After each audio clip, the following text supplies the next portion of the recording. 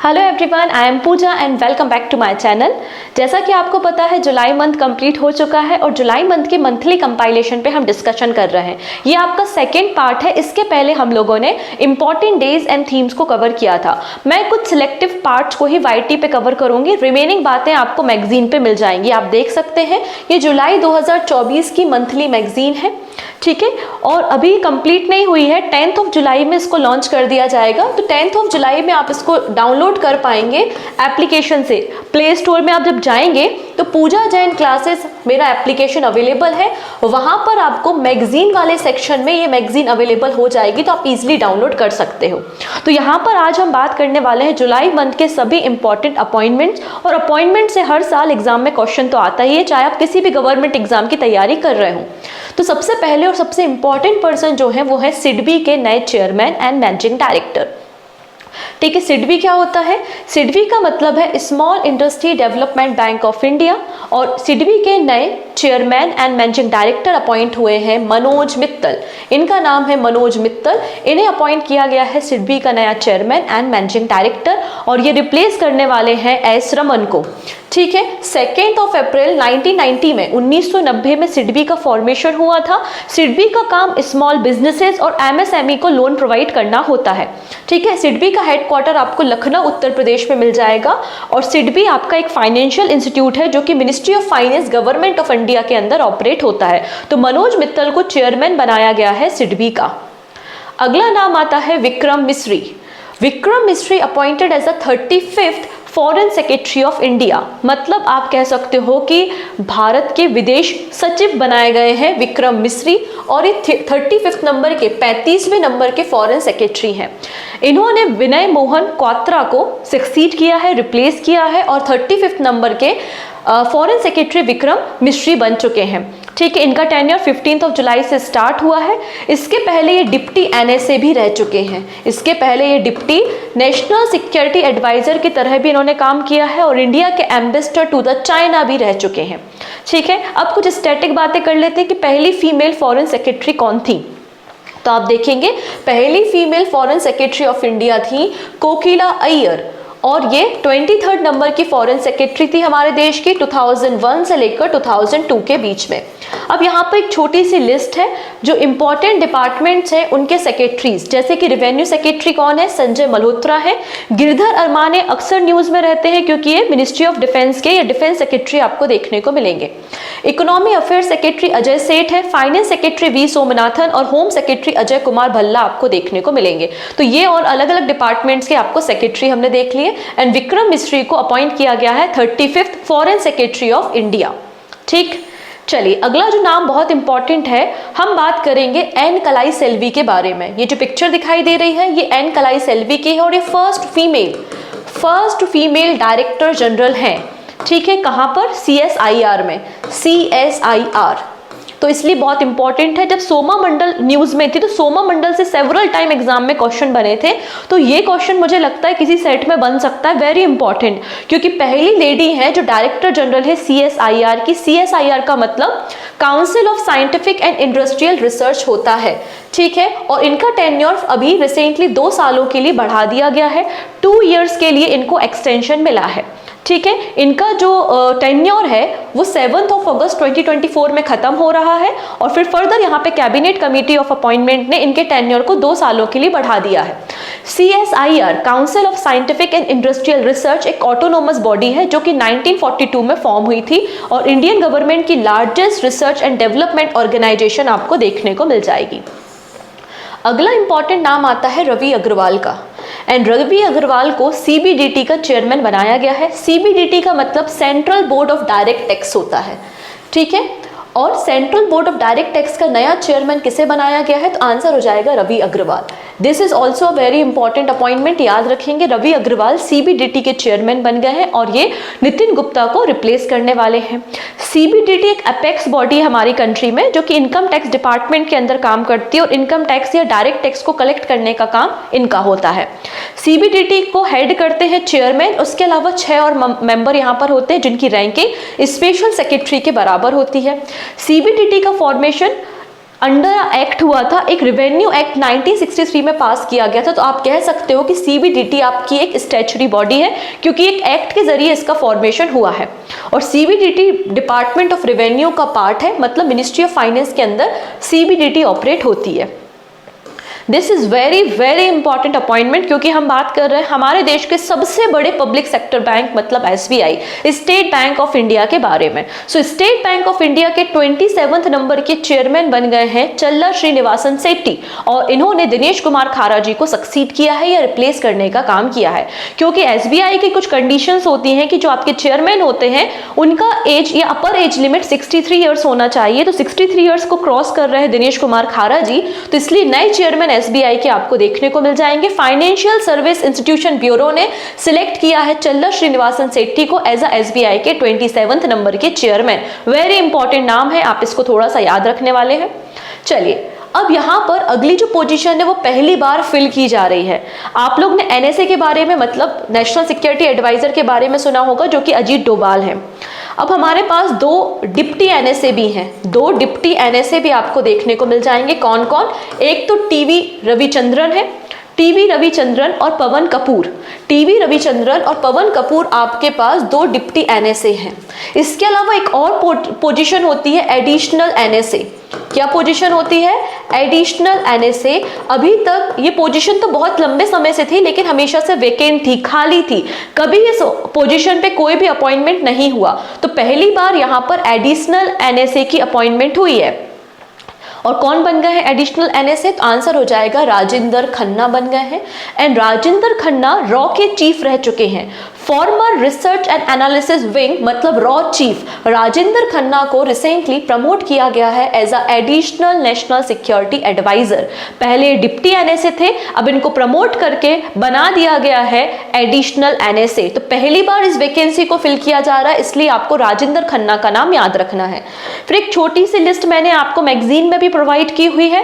ये रिसेंटली जो भी अपॉइंटमेंट हुई है डिफेंस सेक्टर में, वो आपको देखने को मिल जाएंगी। जैसे कि vice chief of the army staff कौन बने हैं? एनएस राजा सुब्रमणी बने हैं। और chief of the army staff lieutenant general Upendra Dwivedi को बनाया गया है, जिन्होंने मनोज पांडे जी को रिप्लेस किया है। फिर चीफ ऑफ इंटेलिजेंस ब्यूरो तपन ढेका जी हैं, और जिनके टेन्योर को 1 साल के लिए फर्दर एक्सटेंड किया गया है recently.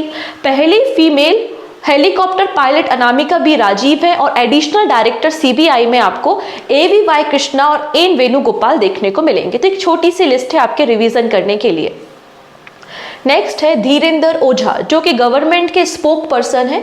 Dhirendra Ojha appointed as a director general of PIB, press information bureau, PIB के डायरेक्टर जनरल धीरेंद्र ओझा बने हैं, और इन्होंने शेफाली शरण को रिप्लेस किया है। अब इनको तो आप लोग जानते ही होंगे, हेमंत सोरेन इनका नाम है, और झारखंड के तीसरी बार ये चीफ मिनिस्टर बने हैं। झारखंड के मुख्यमंत्री के रूप में इन्होंने शपथ ली है। इनको शपथ किसने कराई थी? CP राधाकृष्णन ने कराई थी। उस समय ये गवर्नर थे, तो इसलिए इन्होंने शपथ ग्रहण करवा दी। लेकिन अब जो CP राधाकृष्णन है ये महाराष्ट्र पहुंच चुके हैं, मतलब अब महाराष्ट्र के गवर्नर बन चुके हैं। ठीक है, और यहाँ पर संतोष कुमार गंगवार आप देखेंगे, संतोष कुमार गंगवार, जैसे कि मैंने आपको बताया था गैंग होती है, गैंग वॉर होता है तो खंड खंड हो जाता है। तो झारखंड के गवर्नर कौन बन चुके हैं? आंसर हो जाएगा संतोष कुमार गंगवार बन चुके हैं। तो as a 13th chief minister यहाँ पे शपथ ग्रहण किसने की है? तो आंसर हो जाएगा हेमंत सोरेन ने की है। और हेमंत सोरेन झारखंड मुक्ति मोर्चा पार्टी से बिलोंग करते हैं। ठीक है, इतनी चीजें।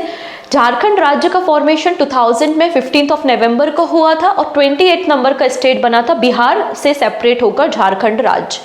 नेक्स्ट है RBI ने अर्णव कुमार चौधरी एंड चारुलता एस्कर को रिसेंटली एग्जीक्यूटिव डायरेक्टर बनाया है। तो RBI के 2 नए एग्जीक्यूटिव डायरेक्टर अपॉइंट हुए हैं। कौन कौन? अर्णव कुमार चौधरी और चारुलता एस्कर हैं।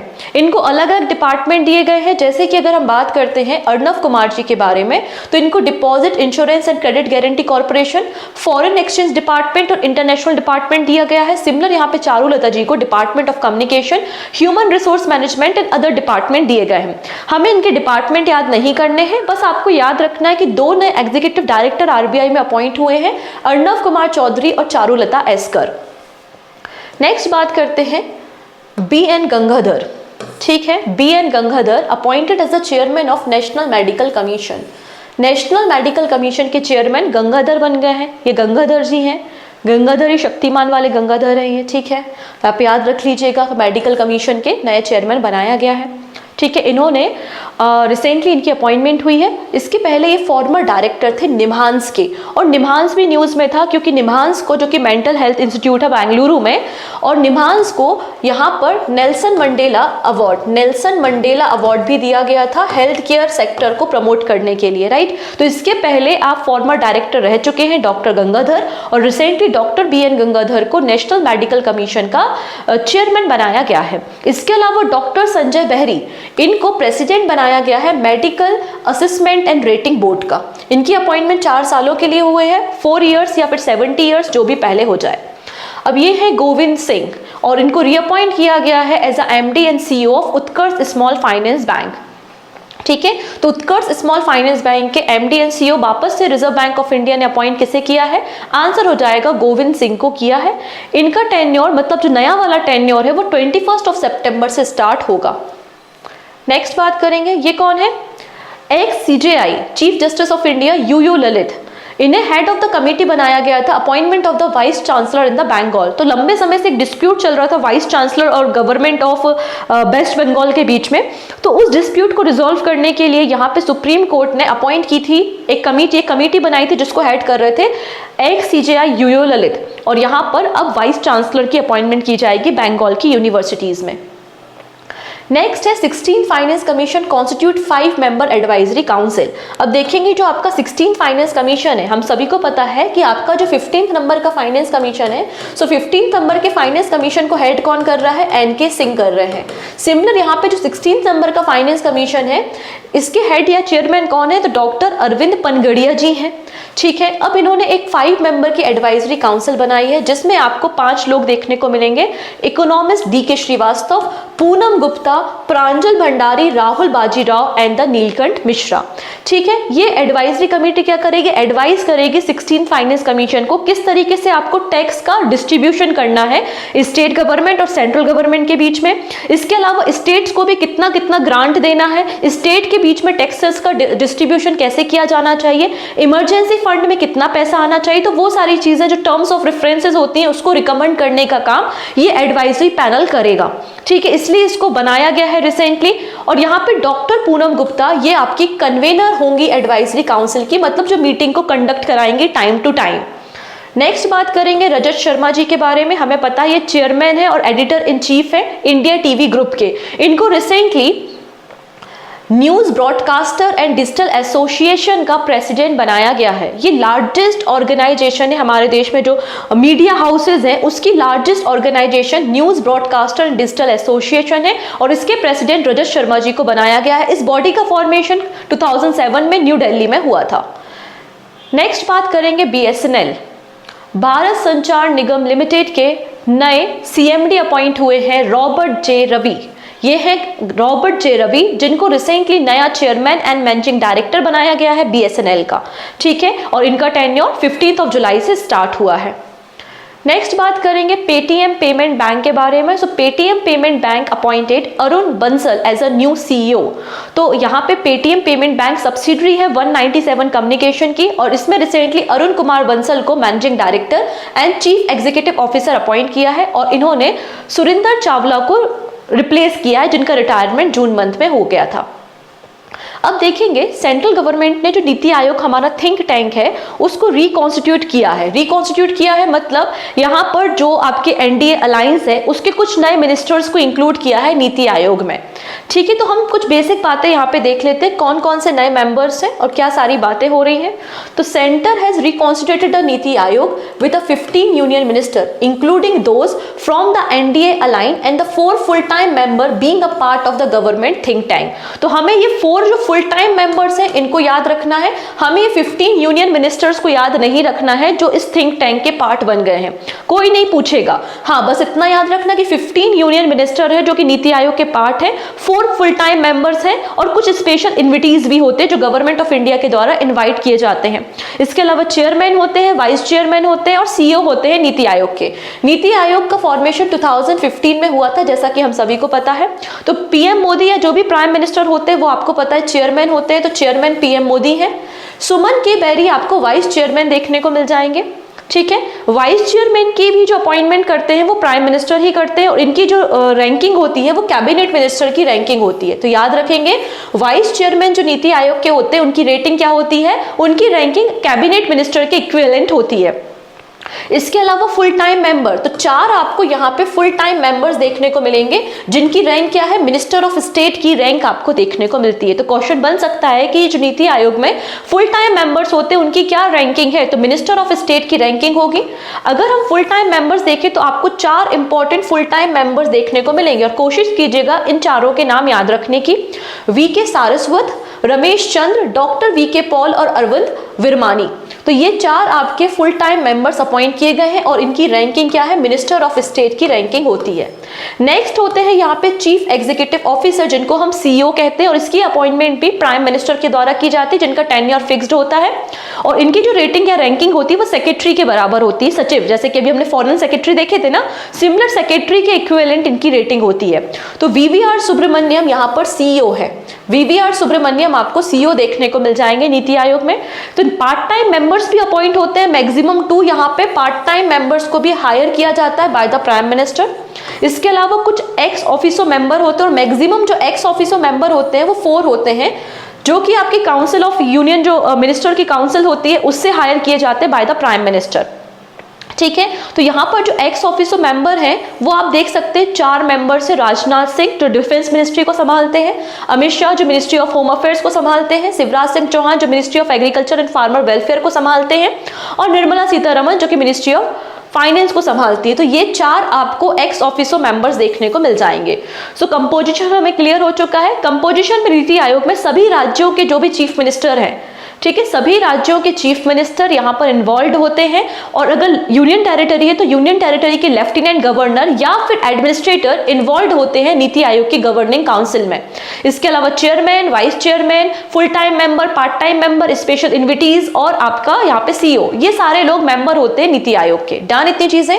चलिए अब बात करते हैं सुप्रीम कोर्ट के बारे में। नाउ सुप्रीम कोर्ट अपनी मैक्सिमम स्ट्रेंथ में काम कर रहा है। मैक्सिमम स्ट्रेंथ का क्या मतलब है? मैक्सिमम स्ट्रेंथ का मतलब है 34, मतलब 33 जजेस प्लस 1 सीजेआई। ये हमारी सुप्रीम कोर्ट की मैक्सिमम स्ट्रेंथ है अगर हम बात करें जुलाई 2024 के अकॉर्डिंगली। ठीक है, 33 आपके जजेस होते हैं और 1 आपका सीजेआई होता है। तो रिसेंटली 2 न्यू जजेस को अपॉइंट किया गया है और हमारा सुप्रीम कोर्ट वापस से फुल स्ट्रेंथ में काम कर रहा है। 2 नए जजेस को प्रेसिडेंट ऑफ इंडिया ने अपॉइंट किया है। कौन कौन है? Justice N Koteshwar Singh, justice N Koteshwar Singh and justice R Mahadevan. इन दोनों को हायर किया गया है, अपॉइंट किया गया है सुप्रीम कोर्ट की जज की तरह। अब इंटरेस्टिंग बात यह है कि जस्टिस एन कोटेश्वर सिंह ये मणिपुर से बिलोंग करते हैं और मणिपुर से ये पहले पर्सन या पहले जज है जिनको एलिवेट किया गया या प्रमोट किया गया सुप्रीम कोर्ट के जज की तरह। इसलिए इंपॉर्टेंट है, he is currently chief justice of Jammu Kashmir and Ladakh high court और इनको अब सुप्रीम कोर्ट का जज बना दिया गया है, मणिपुर से बिलोंग करते हैं। Justice R Mahadevan is presently the acting chief justice of the Madras high court और इनको भी सुप्रीम कोर्ट का जज बनाया गया है। सुप्रीम कोर्ट के बारे में आपको जो इन्फॉर्मेशन चाहिए है वो आर्टिकल 124 से आर्टिकल 147 में हमारे कॉन्स्टिट्यूशन के पार्ट नंबर 5 में देखने को मिलती है, जिसमें आपको सुप्रीम कोर्ट का फॉर्मेशन कैसे हुआ, सुप्रीम कोर्ट किस तरीके की बॉडी है, इसकी पावर क्या है, हायरिंग की प्रोसीजर क्या है, या फिर यहाँ पर जो इम्पीचमेंट की प्रोसीजर होती है वो सारी बातें यहाँ पर मेंशन की गई हैं। ठीक है, ओरिजिनली जब सुप्रीम कोर्ट का फॉर्मेशन किया था तो सुप्रीम कोर्ट की स्ट्रेंथ 8 थी, मतलब 7 जजेस plus 1 CJI. Okay, now it is 34। Next है Subhash Prasad Gupta, appointed as India's next ambassador to the Suriname. अब सूरीनाम आपको कहां पर मिलेगा? आप देखिए अटलांटिक ओशन के साथ बॉर्डर शेयर कर रहा है, साउथ अमेरिका कॉन्टिनेंट में सूरीनाम है। ठीक है, जहां पे सूरीनाम डॉलर्स करेंसी चलती है और यहां पर नेक्स्ट एम्बेसडर इंडिया का किसे अपॉइंट किया है?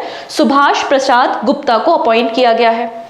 अगला नाम आता है यहाँ पे गौरव गोगोई का। Gaurav Gogoi reappointed Congress deputy leader in the Lok Sabha. So Lok Sabha की अगर बात करें तो लोकसभा में एक तो लीडर होते हैं, ठीक है, अपोजिशन पार्टी के लीडर होते हैं जो कि राहुल गांधी हैं। वैसे ही अपोजिशन पार्टी के एक डिप्टी लीडर भी होते हैं। तो डिप्टी लीडर यहाँ पे अपॉइंट किया गया है किसे? गौरव गोगोई को। एंड गौरव गोगोई आसाम में, आसाम की जो जोरहट जो कॉन्स्टिट्यूंसी है वहां से एमपी है या मेंबर ऑफ पार्लियामेंट है। इनको रीअपॉइंट किया गया है as a deputy leader in the Lok Sabha. Similar यहाँ पर पॉलिटिकल पार्टी में डिसिप्लिन को मेंटेन करने के लिए, पॉलिटिकल पार्टी के डिसिप्लिन को मेंटेन करने के लिए एक विप होता है। तो चीफ विप अपॉइंट किए गए हैं केरला के एमपी, जिनका नाम है कोदीकुनल सुरेश या के सुरेश इनका नाम है, जिन्हें विप अपॉइंट किया गया है। नेक्स्ट नाम आता है विनय मोहन क्वात्रा या विनय क्वात्रा का, जिन्हें India's next ambassador to the USA appoint किया गया है। जैसा कि मैंने कहा पहले फॉरेन सेक्रेटरी थे, अब यूएसए में इंडिया के एम्बेसडर की तरह इनको अपॉइंट कर दिया और इनकी जगह किसने ले ली है? विक्रम मिस्री ने ले ली है। तो विनय क्वात्रा जी को अपॉइंट किया है इंडिया का next ambassador to the USA. अब यहाँ पर एक छोटी सी लिस्ट है, वो आपको याद करनी है। ये वो सारे इंडियन एम्बेसडर या हाई कमिश्नर हैं जो अलग अलग कंट्रीज में भेजे गए हैं रिसेंटली, तो आप इनको याद रखेंगे। जिसमें से बहुत इंपॉर्टेंट नाम कहां से हो जाएगा? Permanent representative to the united nation Arindam Bagchi को बनाया गया है। ये एक इंपॉर्टेंट नाम है, बाकी सारी बातें आप यहां पे पढ़ सकते हो, ठीक है, इसे याद रखना है। अपकमिंग एग्जाम के लिए लिस्ट अवेलेबल हो जाएगी मैगजीन में 10 जुलाई को, डोंट वरी, ठीक है। चलिए नेक्स्ट बात कर लेते हैं यहाँ पे। ESAF small finance bank gets RBI approval for reappointment of K Paul Thomas as a MD and CEO। तो के पॉल थॉमस को यहाँ पर RBI ने अप्रूवल दे दिया है फॉर द रीअपॉइंटमेंट। ये मैनेजिंग डायरेक्टर एंड CEO बन गए हैं ESAF स्मॉल फाइनेंस बैंक के, जिसका फॉर्मेशन 2017 में हुआ था एंड त्रिशूर केरला में इसका हेडक्वार्टर आपको मिल जाएगा। This is very important name. हम बात कर रहे हैं कैप्टन सुपित्रा सीटी के बारे में। ये first women officer from the AAD बन चुकी है जिन्हें डिप्लॉय किया है सियाचिन ग्लेशियर में। सियाचिन आपको पता है कि वर्ल्ड की हाईएस्ट बैटलफील्ड है और यहाँ पर ये सेकेंड फीमेल है जिनको सियाचिन ग्लेशियर में डिप्लॉय किया है, क्योंकि पहली जो फीमेल है जिनको सियाचिन ग्लेशियर में भेजा गया है वो आपको शिवा चौहान देखने को मिलेंगी, और ये सेकेंड फीमेल है जिनका नाम है कैप्टन सुप्रीता सीटी, और ये मैसूर से बिलोंग करती हैं और ये पहली फीमेल बन गई हैं। कहाँ से? आर्मी एयर डिफेंस से जिनको डिप्लॉय किया जा रहा है सियाचिन ग्लेशियर में। नेक्स्ट नाम आता है KV Subramaniam appointed as the federal bank MD and CEO। तो MD and CEO federal bank के कौन बने हैं? KV सुब्रमण्यम जी को बनाया गया है for the period of 3 years, 3 सालों के लिए, और 23 सितंबर से इनका टेन्योर स्टार्ट होने वाला है। अगर हम फेडरल बैंक के बारे में बात करें तो कोची केरला बेस्ड आपको ये बैंक देखने को मिल जाएगा। नेक्स्ट नाम आता है Vibhuti Bhushan Nayak, elected new president of ICMAI for 24-25। अब यहाँ पे ICMAI का क्या मतलब है? The institute of cost accountants of India, ठीक है। अब ये कॉस्ट अकाउंटेंट क्या होती है? जो आपकी कंपनीज होती हैं, कंपनीज के प्रॉफिट एंड लॉस को एनालिसिस करना, कंपनी ने कहाँ पर इन्वेस्ट किया है, कहाँ पर फ्यूचर में इन्वेस्टमेंट करना चाहिए, उसकी रिपोर्ट को रेडी करने का काम कॉस्ट अकाउंटेंट करते हैं। और इनकी जो अपेक्स बॉडी है उसका नाम है the institute of cost accountant of India, और इसके ही president and vice president appoint हुए हैं। प्रेसिडेंट बने हैं Vibhuti Bhushan Nayak and vice president बनाया गया है TCS श्रीनिवास प्रसाद को, ठीक है। तो ये रिसेंटली अपॉइंटमेंट हुई है फॉर द पीरियड ऑफ 24-25। ये institute of cost accountant of India का formation as a statutory body हुआ था 1959 में, और ये यूनियन मिनिस्ट्री ऑफ कॉर्पोरेट्स के अंदर काम करती है, जिसका हेडक्वार्टर कोलकाता वेस्ट बंगाल में मिल जाएगा।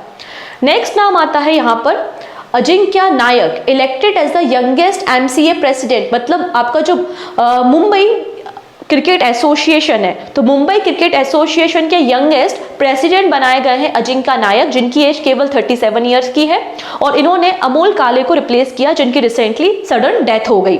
मुंबई क्रिकेट एसोसिएशन एक गवर्निंग बॉडी है क्रिकेट की, जो मुंबई और आसपास के एरिया में क्रिकेट को गवर्न करती है। 1930 में इसका फॉर्मेशन हुआ था, वानखेड़े स्टेडियम मुंबई महाराष्ट्र में हेडक्वार्टर मिल जाएगा। अगला नाम आता है फिल्म मेकर शेखर कपूर का, appointed as the IFFI festival director. International film festival of India annually हर साल ये होता है, गोवा में इसको ऑर्गेनाइज किया जाता है, international film festival of India. तो फेस्टिवल के डायरेक्टर बनाए गए हैं किसे? शेखर कपूर को, ठीक है, शेखर कपूर जी को बनाया गया है। नेक्स्ट बात करते हैं यहाँ पे यमन आप देख सकते हैं जिसकी कैपिटल सना है, और यहाँ पर रेड सी के साथ ये एसोसिएटेड है, और रेड सी में जो लगातार अटैक हो रहे हैं वो हूती रिबेल्स जो अटैक कर रहे हैं वो यमन से ही हैं, ठीक है। तो यहाँ पर आप देखेंगे सुहेल अजाज खान को अपॉइंट किया है as a ambassador to the Yemen. Next है मोदी गवर्नमेंट ने रिकॉन्स्टिट्यूट की है 8 कैबिनेट कमेटी। तो यहाँ पे जो कैबिनेट मिनिस्टर हैं, टोटल 72 कैबिनेट मिनिस्टर हैं, और उनकी जो कमेटी बनाई जाती है उसको ही हम क्या बोलते हैं यहाँ पर, कैबिनेट कमिटीज के नाम से जानते हैं। तो टोटल 8 कमिटीज बनाई गई हैं। इंटरेस्टिंग बात यह है कि 8 कमिटीज में से 6 कमिटीज जो हैं, उन 6 कमेटी के हेड कौन है, प्राइम मिनिस्टर मोदी हैं। और इसके अलावा अमित शाह जी आपको पूरे के पूरी 8 कमेटी के मेंबर देखने को मिलने वाले हैं। ठीक है, तो आप देखेंगे सबसे इंपॉर्टेंट जो कमेटी होती है वो होती है appointment committee of the cabinet, जो कि मोस्ट पावरफुल कमेटी है, क्योंकि ये जितने भी ब्यूरोक्रेट्स हैं, जितने भी हाई पोजीशन पे अपॉइंटमेंट होती हैं, वो अपॉइंटमेंट कमेटी ऑफ कैबिनेट के द्वारा ही की जाती है, जिसमें 2 मेंबर होते हैं, एक अमित शाह है और हेड कौन कर रहा है, प्राइम मिनिस्टर मोदी। तो 2 ही मेंबर की ये कमेटी आपको मिल जाएगी। इसके अलावा अगली कमेटी होती है cabinet committee on economic affairs, जिसमें आपको 10 मेंबर्स देखने को मिलेंगे। फिर आपको cabinet committee on parliamentary affairs देखने को मिलेगा। इस कमेटी की हेड प्राइम मिनिस्टर नहीं है। इस कमेटी के हेड आपको कौन मिल जाएंगे, डिफेंस मिनिस्टर राजनाथ सिंह। फिर cabinet committee on political affairs 14 member आपको मिल जाएंगे। Cabinet committee on security, cabinet committee on investment and growth 13 member, cabinet committee on skill empowerment and livelihood 12 members मिल जाएंगे, and cabinet committee on accommodation, इसको head कर रहा है अमित शाह। जैसे कि मैंने कहा टोटल 8 कमिटीज हैं, 6 कमेटी को हेड कर रहा है प्राइम मिनिस्टर और 2 कमेटी जो है उनको प्राइम मिनिस्टर हेड नहीं कर रहा है। तो एक कमेटी है जिसका नाम है cabinet committee on parliamentary affairs, इसको राजनाथ सिंह हेड करेंगे, और कैबिनेट कमेटी ऑन अकोमोडेशन इसको हेड करेंगे अमित शाह। आप यहाँ पे देख सकते हैं cabinet committee on parliamentary affairs, Rajnath Singh इसको संभालने वाले हैं। ठीक है, तो ये आपकी जो cabinet committee on political affairs होती है, ये लार्जेस्ट होती है सभी कमिटीज में, जिसको आपको 14 मेंबर देखने को मिलेंगे, और इस कमेटी को हेड कौन कर रहा है, प्राइम मिनिस्टर कर रहा है। तो याद रखना जो टोटल 8 कमिटीज, उसमें सबसे बड़ी कमेटी कौन सी है, तो cabinet committee on political affairs है। सबसे छोटी कमेटी कौन सी, कैबिनेट कमेटी ऑन अपॉइंटमेंट्स है, जिसमें 2 ही मेंबर है, अमित शाह और प्राइम मिनिस्टर। क्लियर। लास्ट में बात करेंगे कुछ शॉर्ट न्यूज के बारे में, जैसे कि महाराष्ट्र की पहली फीमेल चीफ सेक्रेटरी अपॉइंट की गई है, जिनका नाम है सुजाता सोनिक। नेक्स्ट, जस्टिस विद्युत रंजन सारंगी को 15 chief justice of Jharkhand high court बनाया गया है। वहीं जज ऑफ मध्य प्रदेश हाईकोर्ट सील नागू को chief justice of Punjab and Haryana high court appoint किया गया है। And lieutenant general Shankar Narayan, recently इनको कमांडेंट ऑफ आर्मी हॉस्पिटल बनाया गया है। ठीक है, जो कि एक अपेक्स हॉस्पिटल है आर्म फोर्स मेडिकल सर्विसेज का। तो ये कुछ शॉर्ट न्यूज भी है। इस तरीके से आपकी पूरी की पूरी अपॉइंटमेंट खत्म होती है। आई होप आपको समझ में आया होगा। वीडियो अगर पसंद आता है तो अपने फ्रेंड्स के साथ आप शेयर कर सकते हैं। इसके अलावा अगर आपको पिछले 5 सालों के एसएससी में आए हुए डिफरेंट स्टैटिक जीके के क्वेश्चंस को डाउनलोड करना है तो आप एप्लीकेशन पे विजिट करके, एप्लीकेशन की लिंक डिस्क्रिप्शन में भी अवेलेबल है, और आप सिंपली आप पूजा जैन क्लासेस सर्च भी कर सकते हो, वहां से इस पीडीएफ को आप इजिली डाउनलोड कर पाएंगे। ओके, आई होप सारी बातें क्लियर हो गई होंगी। सो मिलते हैं नेक्स्ट वीडियो में नेक्स्ट कंपाइलेशन के साथ। Take care and bye bye.